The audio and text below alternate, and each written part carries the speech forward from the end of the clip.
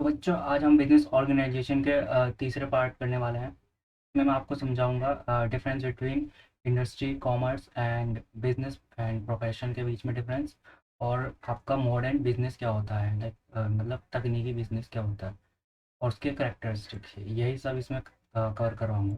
तो चलिए वीडियो को स्टार्ट करते हैं। तो पहला टॉपिक है हमारा distinction between business and profession. हमारा पहला ही टॉपिक है कि बिजनेस और प्रोफेशन के बीच में हमें डिफरेंशिएट करना। पहली लाइन दे रखी है इंटरप्रेन्योरल डिसीजन लीगल फॉर्मेलिटीज। मतलब कि इंटरप्रेन्योरल डिसीजन मतलब कि मतलब कोई भी व्यक्ति कुछ ऐसा डिसीजन पेशेवर, मतलब एक खासकर पेशेवर इकाई जहाँ पर कुछ लोग खास तरह के पेशे में काम कर रहे हैं, जैसे कि डॉक्टर, इंजीनियर, चार्टर्ड अकाउंटेंट। और इनके लिए एक इनको इसके लिए एक सर्टिफिकेट की ज़रूरत पड़ती है, क्योंकि जिससे पता चलता है कि आपके पास इस चीज़ की मान्यता है।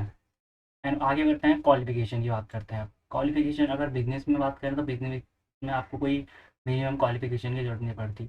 इसमें तो आप देखे ही होगा, बहुत से बिजनेसमैन होते हैं जो कि कुछ खास उन्होंने क्वालिफिकेशन ली नहीं होती, फिर भी अच्छा बिजनेस करते हैं वो।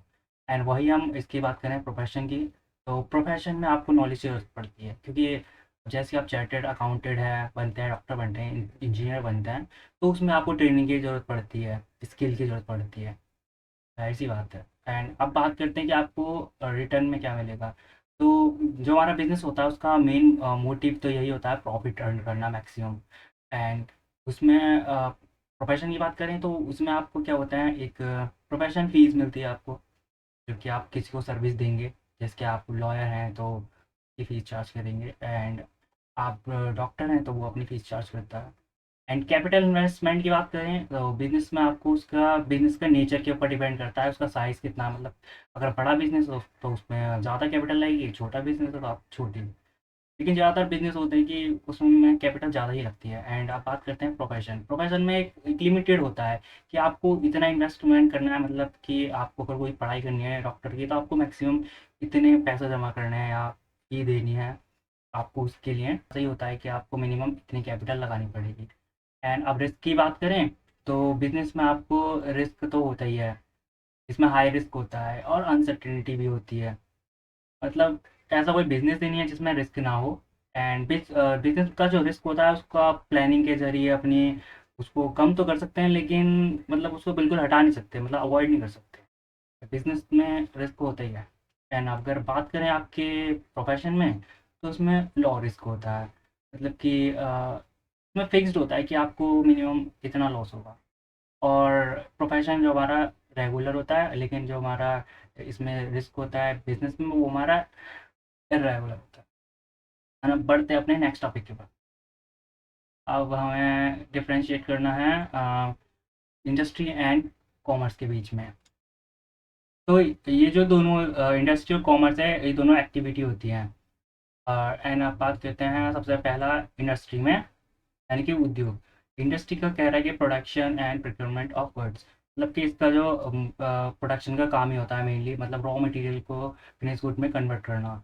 एंड अगर हमारा कॉमर्स की बात करें तो कॉमर्स का जो मेन मोटिव होता है उसका डिस्ट्रीब्यूट करना होता है, मतलब वितरण करना सेवाओं का, मतलब कंज्यूमर तक पहुंचाना, मतलब बनने से लेके आप मतलब जहाँ पर सामान बनता है वहाँ से, और जहाँ पर मतलब किसी कंज्यूमर को प्रोवाइड कराना, ये सब इसी का काम होता है।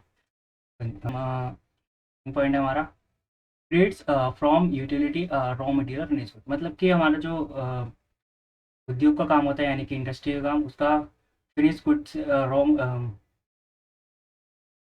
मतलब कि जो हमारा इंडस्ट्री होता है उसका काम ही ये होता है रॉ मटेरियल को फिनिश गुड में कन्वर्ट करने का। एंड अगर बात करें अब इधर अगर बात करें कि हम कॉमर्स की, तो कॉमर्स में आपका जो काम होता है वो करना होता है, मतलब creates a place time and process utility, means मतलब उसको रॉ मतलब वेयर हाउस से और जहाँ पर उसको मतलब पहुँचाना है सामान, वो काम होता है इसका कंज्यूमर ओ कॉमर्स का। रिसोर्सेज, तो अब बात करते हैं रिसोर्सेज की।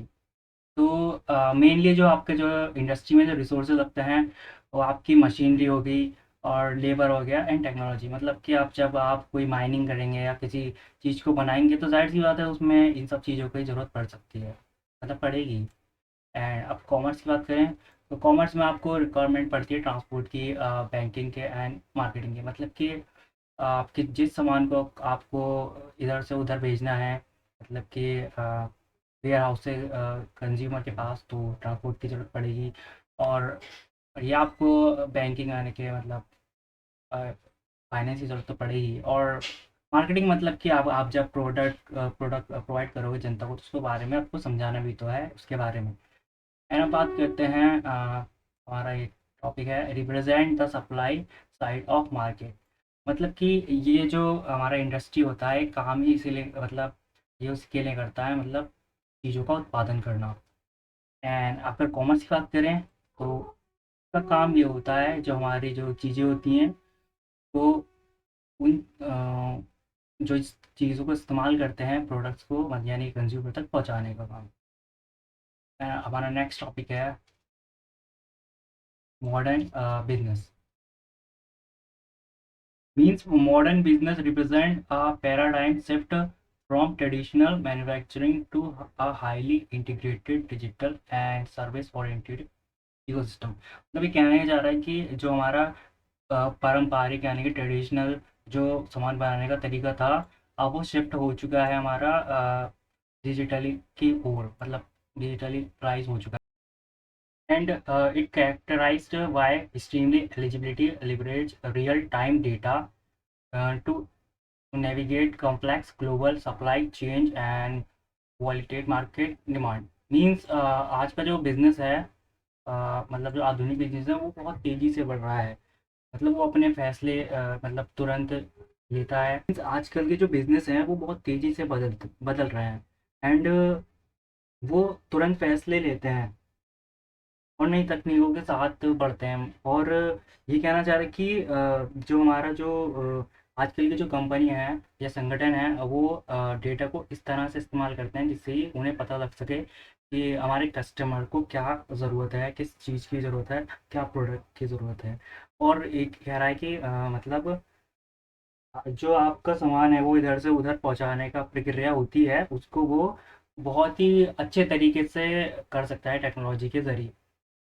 आजकल की कंपनियां जो हैं आर्टिफिशियल इंटेलिजेंस यानी कि एआई का इस्तेमाल कर रही हैं जिससे कि उनका काम बहुत ही आसान और तेज़ी से हो रहा है और ऑटो ऑपरेशन का सिस्टम भी हो रहा है। एंड यहाँ पर मतलब आजकल देखते हैं कि बहुत से कस्टमर होते हैं या कंज्यूमर होते हैं वो अपनी सेवाओं के अनुसार सब्सक्रिप्शन लेते हैं। इस चीज़ का भी उपयोग करती हैं उद्योगी जो बिजनेस होते हैं।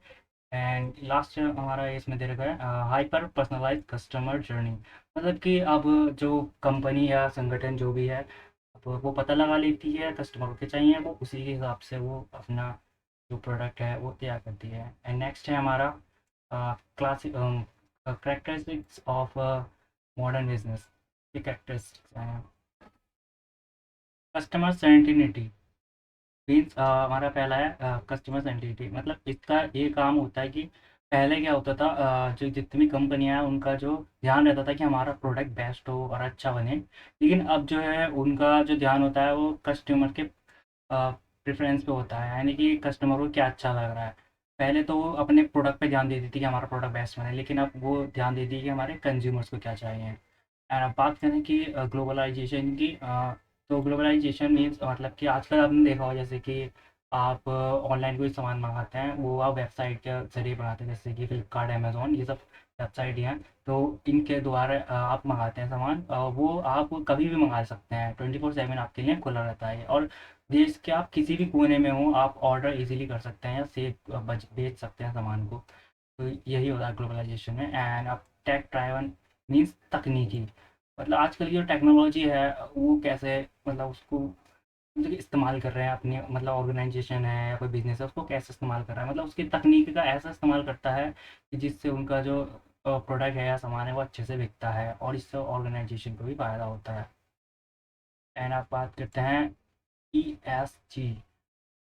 E S G means environmental social govern and ethic भी कह सकते हैं। मीन्स आजकल के जो हमारे बिजनेस हैं उनका मेन मोटिव यही नहीं रह गया कि उनको प्रॉफिट अर्न करना है। आ, ऐसा नहीं है कि उनकी सोशल रिस्पॉन्सिबिलिटी बनती है और पर्यावरण को बचाना और उसे जीवित रखना, यही सब उनकी जिम्मेदारी होती है। तो इतना ही था आज की इस वीडियो में, एंड आपका जो फर्स्ट चैप्टर है वो आज की इस वीडियो में कंप्लीट हो गया है। एंड कल से हम सेकंड चैप्टर चालू करेंगे। एंड आपका कुछ क्वेश्चन या क्वारी हो तो आप पूछ सकते हैं कमेंट बॉक्स में। तो चलिए फिर मिलते हैं नेक्स्ट वीडियो में।